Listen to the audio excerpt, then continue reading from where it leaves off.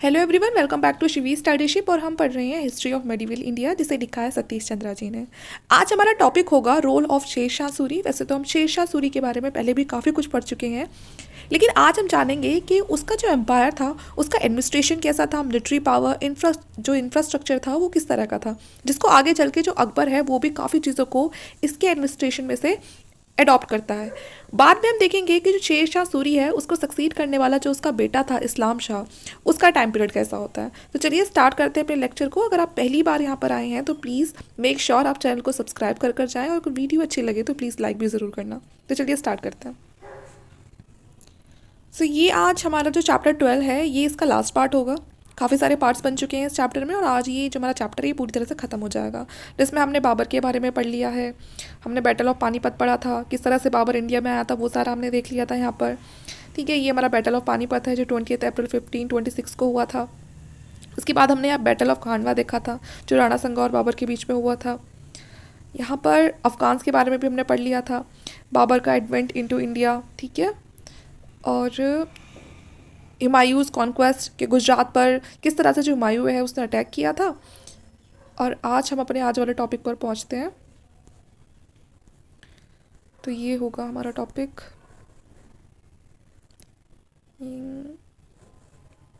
ये भी हमारा कंप्लीट हो चुका था, कंट्रीब्यूशन ऑफ शेर शाह। ठीक है, तो यहाँ से हमारा टॉपिक है जो आज का स्टार्ट होगा। The Sur Empire may be considered in many ways as continuation and culmination of Delhi Sultanate and the advent of Babur and Humayun being in the nature of the interim. Amongst the foremost contribution of Sher Shah and his re-establishment of law and order across the length and the breadth of his empire. तो देखिए काफ़ी ऐसा नहीं था कोई छोटा empire था इसका, एक काफ़ी बड़ा इसने जो एम्पायर है उसको सेटअप किया था, और काफ़ी अच्छे से उसने उस चीज़ को, मतलब एक बोलते हैं ना कि सिर्फ नाम के लिए नहीं उसने यहाँ पर सब कुछ इस्टेब्लिश नहीं किया था, बल्कि उसको एक सही तरीके से चलाया भी था। जैसे कि सबसे पहले यहाँ पर पहले किस चीज़ का डर होता था कि जो रास्ते में जाने वाले लोग हैं उनको कोई जो चोर हैं वो लूट लेंगे, या फिर जो डकैत वगैरह होते थे वो उनको लूट लेंगे। तो इन सब चीज़ों से भी उसने बहुत अच्छे से डील किया था। ओके, रॉबर्स हो गए जो उस समय जो भी जो डकैत वगैरह होते थे, with zamindar who refuse to pay land revenue and disobeyed the order of government. साथ में कुछ ऐसे जमींदार होते थे जो गवर्नमेंट को, या फिर उस टाइम पे जो भी उस समय रूलिंग पावर में कोई रूलर होता था तो उसको वो एक तरह से डिसऑबे करते थे। और डिसऑबे करने का कैसे, कि वो उसको टाइमली लैंड रिवेन्यू नहीं दिया करते थे या मना कर दिया करते थे। तो इसके टाइम पे इसने इन चीज़ों को भी कंट्रोल करा। We are told by Abbas Khan Sarwani the historian of Sher Shah that the जमींदार वर सो cowed down and none of them dared to raise the banner of rebellion against him। कि मतलब इसके जो लॉ थे वो इतने ज़्यादा स्ट्रिक्ट थे। और इसमें ये अब्बास खान है, इन्होंने बताया, एक हिस्टोरियन है, इन्होंने बताया है कि उस समय जो ज़मींदार थे वो काफ़ी ज़्यादा शेर शाह के अंडर है, कि मतलब उससे काफ़ी डरते थे, और किसी में इतनी हिम्मत नहीं थी कि वो शेर शाह के अगेंस्ट जाके किसी भी तरह का कोई रिबेलियन कर सके। तो सब कुछ वैसे ही चल रहा था जैसे शेर शाह चाहता था। Sher Shah paid great attention to the fostering of trade and commerce. तो ट्रेड को बढ़ाने पर इसने बहुत ज़्यादा ध्यान दिया, ट्रेड और कॉमर्स को बढ़ाने के लिए, और साथ में जो कम्युनिकेशन था किंगडम्स के बीच में उस पर भी काफ़ी ध्यान दिया। शेर शाह ने जो ओल्ड इंपीरियल रोड थी उसको रीस्टोर करवाया, जिसे हम जीटी रोड के नाम से जानते हैं। और ये जो रोड है ये कहाँ से कहाँ तक थी, from river Indus in the west to Sonargaon in Bengal. देख रहे हो, इंडस से लेके बंगाल तक का जो रास्ता था पूरा इसने ऐसा करवा दिया कि वहाँ किस चीज़ का आपको डर नहीं है। He also built a road from Agra to Jodhpur and Chittor. तो आगरा से जोधपुर और चित्तौड़ तक भी इसने एक लिंक बना दिया, जो जाके किससे मिलता था, गुजरात के सी पोर्ट से मिलता था। तो मतलब जो मेन रूट है जहाँ पर लोग ज़्यादा ट्रेड कर रहे हैं, आना जाना लगा है, तो वहाँ पर इसने बहुत ही अच्छी रोड्स बनवाती थी। एक तीसरी रोड इसने बनवाई थी लाहौर से मुल्तान तक। Multan was at that time the staging point for the caravan going to west and central Asia. क्योंकि भारत से उस समय जब लोग बाहर दूसरे देशों में जाते थे ट्रेड वगैरह करने के लिए, वेस्ट या सेंट्रल एशिया, तो इस मुल्तान की रोड से ही निकल कर जाते थे, मतलब मुल्तान से होकर ही निकल के जाते थे। तो उनको बीच में बड़ी मुश्किल है उनको फेस करना पड़ता था। तो इसीलिए उनके चलते इसने ये मुल्तान वाली रोड बनाई थी। आगे देखते हैं। For the convenience of travellers, अब जो ट्रैवलर्स की कन्वीनियंस के लिए जो शेर शाह था उसने एक चीज़ और अच्छी करी, उसने सराय बनवाए। और जो ये सराय जो बनवाए थे ये एवरी टू कोस, ठीक है ना, और 2 कोस का कितना डिस्टेंस कवर कर लेता है, 8 किलोमीटर। तो 8 किलोमीटर की दूरी पे इसने ये सराय बनवाए रोड्स के ऊपर। And the sarai was fortified lodging और in which traveller could pass the night and also keep their goods in safe custody. और जो ये सराय होते थे ये काफ़ी अच्छे से फोर्टिफाइड होते थे कि वहाँ पर जो ट्रैवलर्स हैं वो रास्ते में उन सराय में रुक भी सकते हैं और जो भी उनका सामान है उनको एक सेफ कस्टडी में वहाँ पर रख सकते हैं। Separate lodging for Hindus and Muslim were provided in this sarai, और हिंदू मुस्लिम को रहने के दोनों के अलग अलग यहाँ पर इंतजाम थे। Okay, Brahmins were appointed for providing bed and food to the Hindu traveller. देखिए, जो अगर वहाँ पर उन सराय में कोई हिंदू ट्रैवलर रुक रहा है तो उनकी खातिरदारी के लिए ब्राह्मण्स को अपॉइंट किया जाता था, वही उनको बेड और जो खाना है दोनों प्रोवाइड करते थे और उनके घोड़ों के लिए ग्रेन प्रोवाइड करते थे। अब्बास खान क्या बताते हैं, it was a rule in this sarai that whoever entered them received provision suitable to his rank, food and litter for his cattle from government. के मतलब वो अपनी रैंक के अकॉर्डिंग उसको वहाँ पर जो सराय है वहाँ पर उसको खान पान सब चीज़ें अवेलेबल हो जाती थी। Efforts were made to settle villages around the sarai, और इन सराय के पास देखते देखते धीरे धीरे जो गांव हैं वो बस गए। A land was apart in these villages for the expenses of the सराय, ठीक है। और ये जो आसपास के फिर जो विलेज थे, अब जहाँ पर विलेज है वहाँ पर देखो खेती बाड़ी शुरू हो ही जाएगी, तो खेती बाड़ी शुरू हो गई। Every Sarai had several watchman under the control of Sahana, और बहुत सारे जो ये सराय वगैरह होते थे इनकी देखभाल के लिए बहुत सारे वॉचमैन भी होते थे, तभी तो वहाँ पर आप सेफ फील करोगे, है ना। वरना किसी भी ऐसे सराय को बनवाने देने से क्या फ़ायदा अगर वहाँ पर कोई देखभाल करने के लिए नहीं है। We are told that Sher Shah build 1700 Sarai in all, मतलब शेर शाह ने अपने एरिया में 1700 सराय बनाए थे। कुछ आज भी हैं विच शोज हाउ स्ट्रांगली देवर, और जो आज है उनसे पता चलता है कि भाई वो वाकई में कितने स्ट्रांग रहे हैं जो आज तक भी हैं।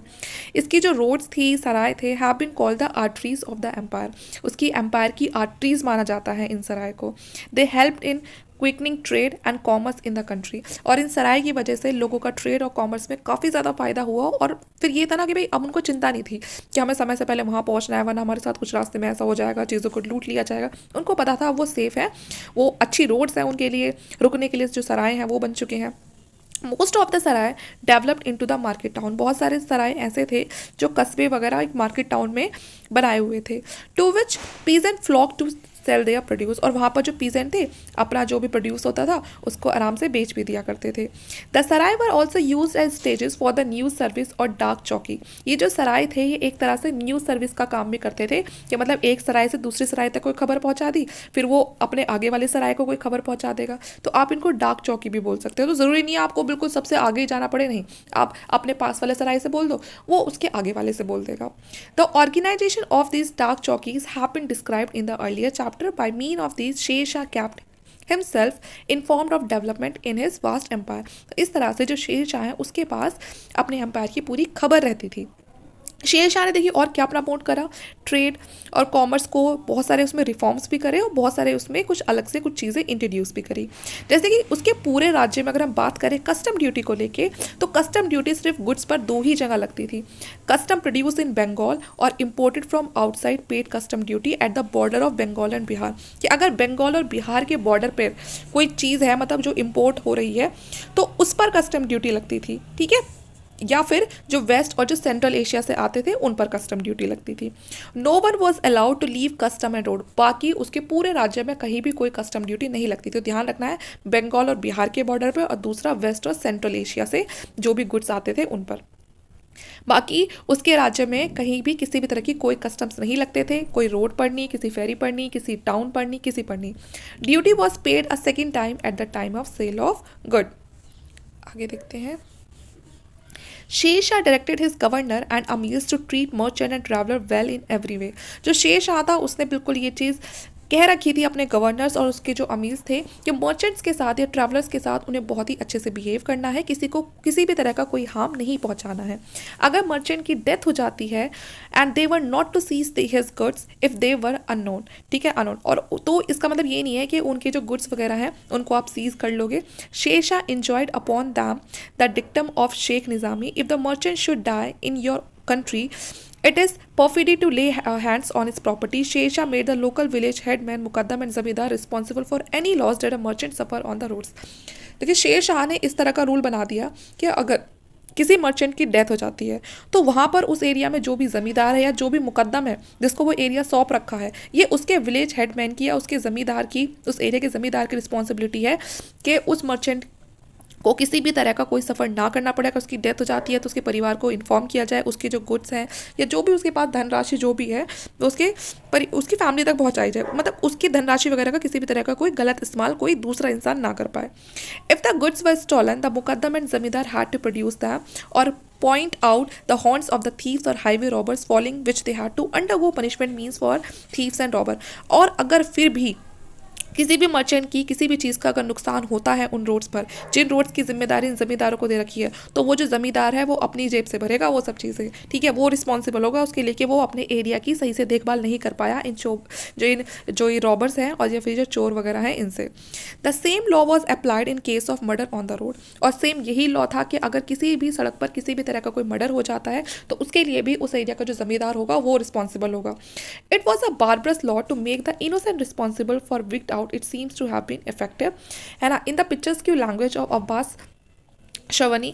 तो यहाँ पर उसने बताया है कि मतलब उसके एरिया में शेर शाह के टाइम पे इतनी ज़्यादा सेफ्टी ली गई थी लोगों को देखकर कि ऐसा कहा गया है कि अगर एक बूढ़ी औरत भी, ठीक है, एक बूढ़ी औरत भी अगर अपने सर पे सोने की टोकरी रख के चलती ना उसके टाइम पीरियड में, तब भी किसी की इतनी हिम्मत नहीं थी कि वो उस टोकरी में से कुछ चुरा सके। तो मतलब इतना ज़्यादा लोग उसके टाइम पर फ्री होके रह रहे थे।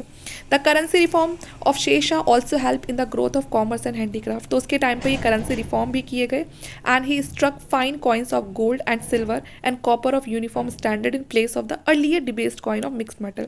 देखो अब इसने और क्या करा, इसने जो कॉइन थे उस पर भी अच्छे तरह के गोल्ड कॉइन चलवाए, सिल्वर कॉइन चलवाए, कॉपर कॉइन चलवाए और एक यूनिफॉर्म स्टैंडर्ड, है ना, कि भाई सब में एक जैसा ही जो मेजरमेंट वगैरह वो सब एक जैसी होनी चाहिए।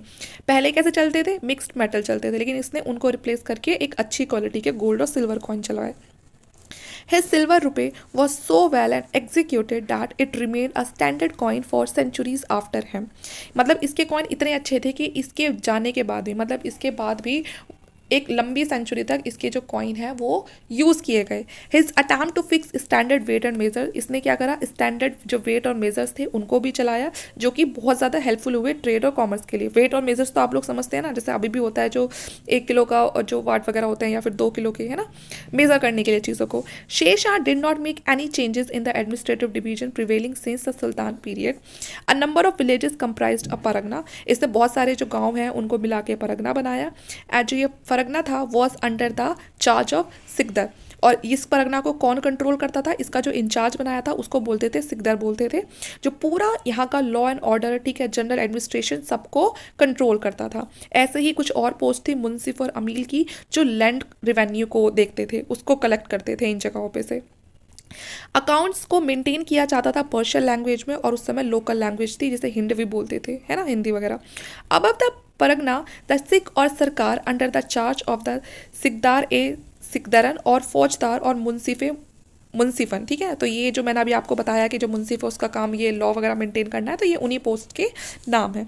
It seems that only the designation of this officers were new since both pargana and sarkar were unit of administration in the earlier period also. तो उसमें कहा है कि देखिए यहाँ पर आपको नाम जरूर सुनने में नए लग रहे हैं, तो ये नाम जरूर याद रखना कि मुंसिफ और अमील सिकदारी किसके टाइम पीरियड में स्टार्ट हुआ है। तो ये सुर एम्पायर के अंदर शुरू हुआ है और इन्हें शुरू करने वाला शेर शाह है।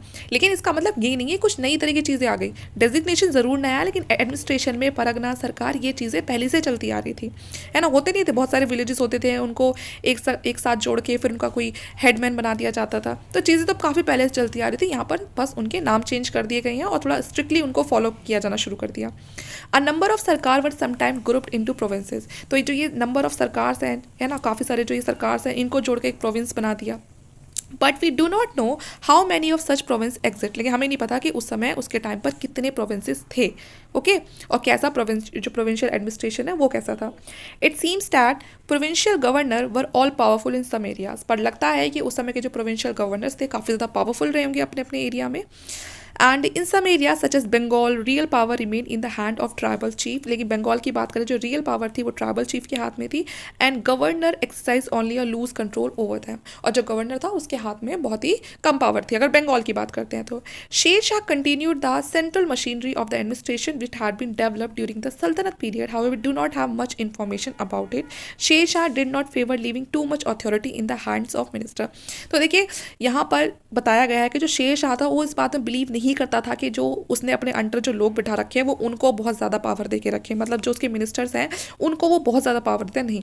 जो मेन पावर थी वो शेर शाह के हाथ में ही थी और वो नहीं चाहता था कि ये पावर किसी और के हाथ में जाए, मतलब ज़्यादातर चीज़ें उसने सेंट्रलाइज की हुई थी। He work exceeding hard and devoting himself to the affair of the state from early morning to late at night. वो सारी चीज़ें खुद देखता था, जितने भी स्टेट में जो भी लड़ाई झगड़े किसी भी तरह कोई भी अफेयर है तो सुबह मॉर्निंग से लेके चाहे उसको रात हो जाए लेकिन वो उनको खुद हैंडल करना पसंद करता था। He also toured the country constantly to know the condition of people. तो वो कंट्री के को घूमता भी रहता था, है ना, लंबे लंबे टूर लिया करता था जिससे कि वो लोगों की कंडीशन को पहचान सके। But no single individual however hard working could look after all the affairs of the vast country like India. लेकिन फिर भी कोई एक सिंगल इंसान ये सारे काम तो नहीं कर सकता ना, इतने बड़े देश में आप कैसे संभाल लोगे पूरा का पूरा। Sher Shah excessive centralisation of authority in his hand was a source of weakness. तो कहीं ना कहीं उसका ये सेंट्रलाइज होना कि सारी पावर अपने हाथ में रखना, एक एक मुद्दे को खुद देखना, ये कहीं ना कहीं उसके लिए वीकनेस भी थी, है ना, एक वीक पॉइंट भी था उसकी एम्पायर का।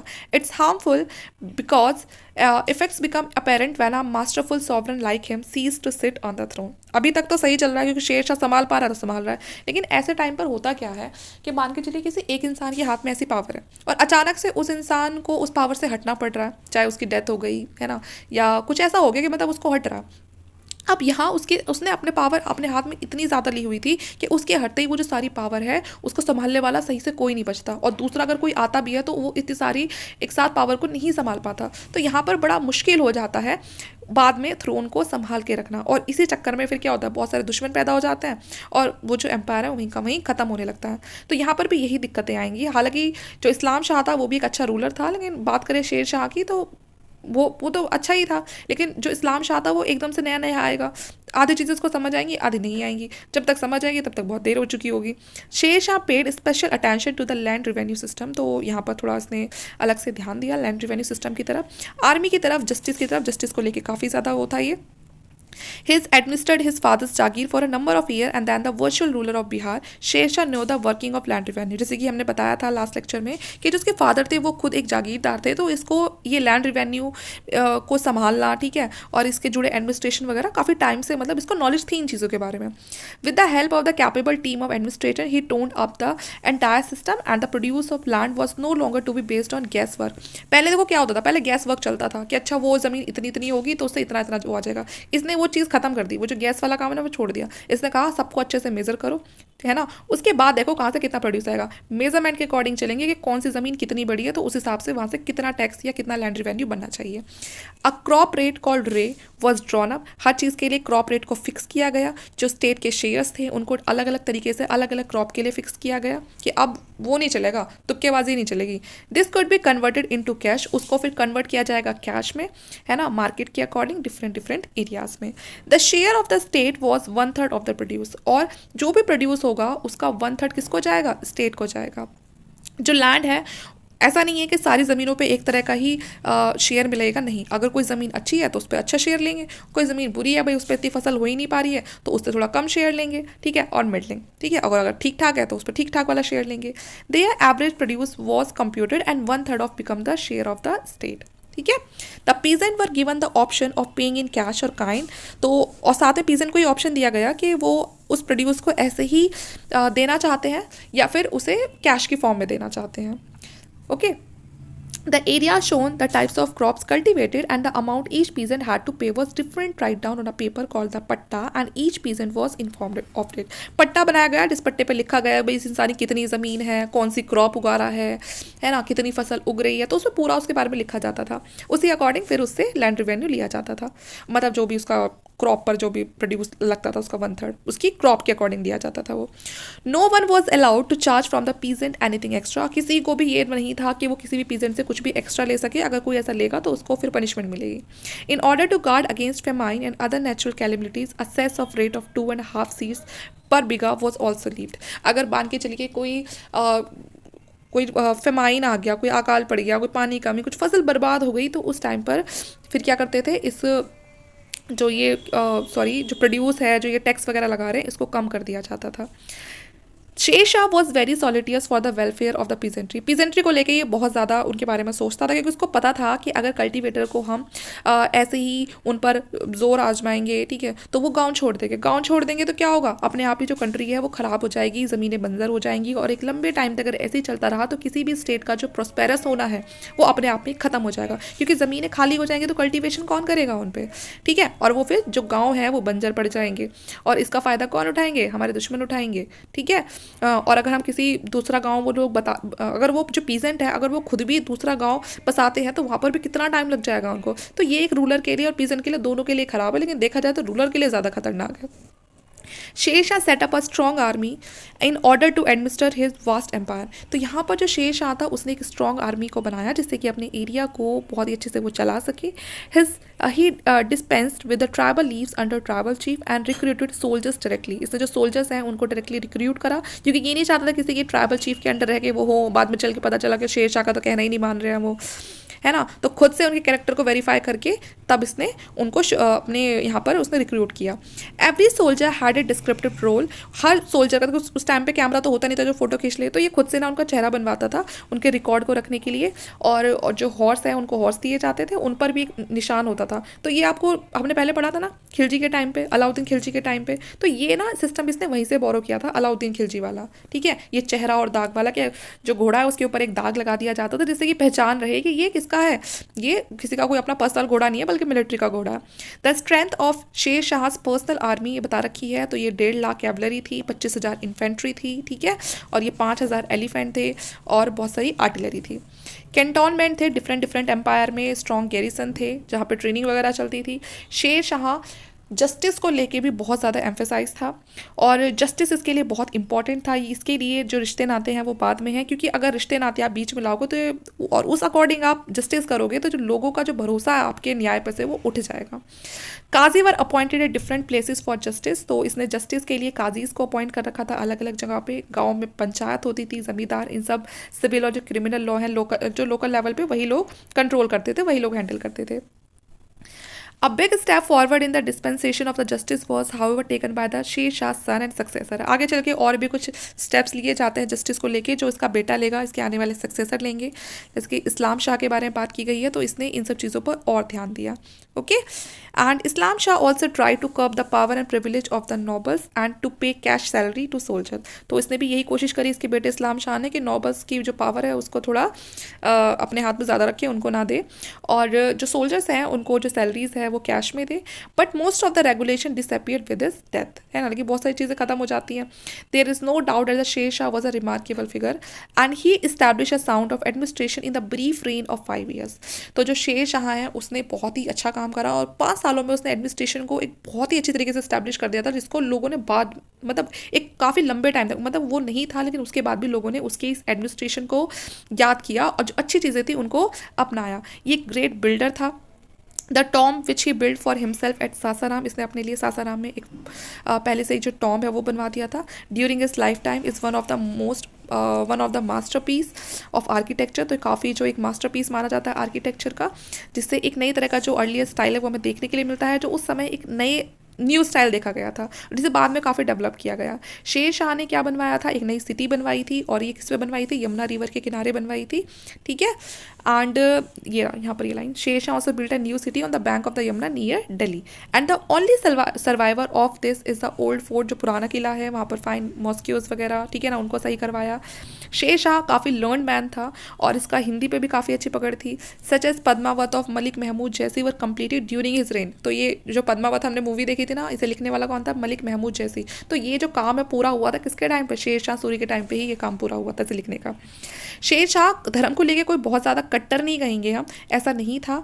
और ये इकोनॉमिक पॉलिसी, सोशल पॉलिसी, इन सब चीज़ों को ज़्यादा आगे रखता था। Neither Islam Shah nor he depended on the उलमा, तो ना तो ये खुद और ना जो उसका बेटा था ये उलमाज वगैरह पे डिपेंड नहीं रहते थे अपने फैसले के लिए।